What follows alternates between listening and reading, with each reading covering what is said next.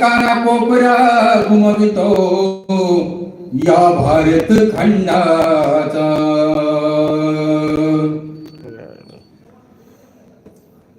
आणि म्हणून हो चमके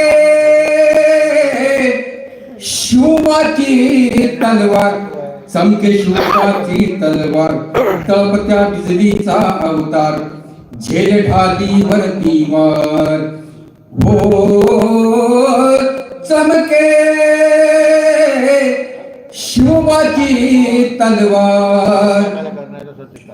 पडली भवानी जेव्हा म्यानाच्या बाहेरी, रणात फिरली नाती कधीच माघारी. तख्त दौलती समोर कधी ना केली लाचारी, अन कधी ना चुकली ती दिल्लीच्या दरबारी. तमाम बादशाहीचा,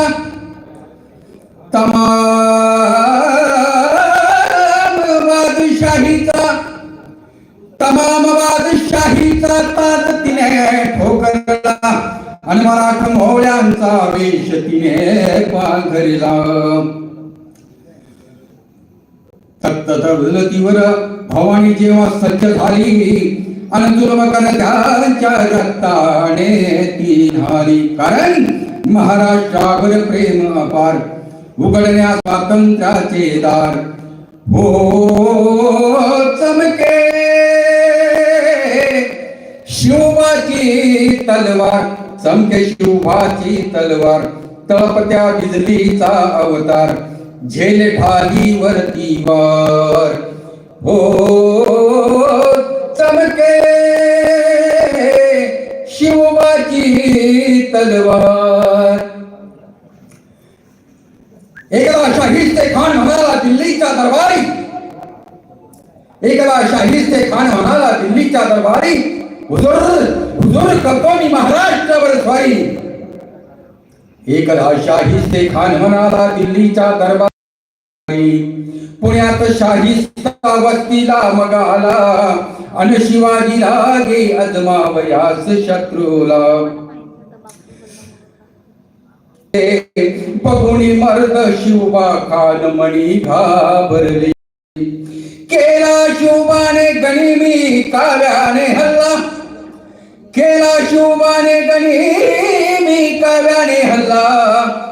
शाहिस्ता म्हणत तसे या तोबा या अल्लाह, केला शाहिस्त्यावर वार, तुटली त्याची बोटे चार. हो चमके शिवबाची तलवार, चमके शिवबाची तलवार, तळपत्या बिजलीचा अवतार, झेल ढाली वरती वार. हो चमके शिवबाची तलवार. तेव्हा अफजल खानाशी क्रोध भारी चढला. अफजल खान, ज्याच्या नावात मोठी ताकद आहे असा तो अफजल खान, बिजापूरला दरबार भरला.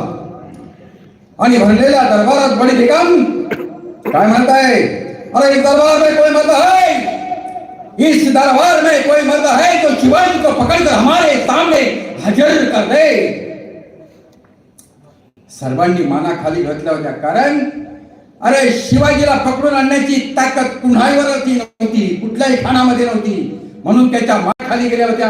आणि याच वेळेला बडी बेगम बसलेल्या खान मंडळीला आव्हान करत असताना एक लांडगा उठला.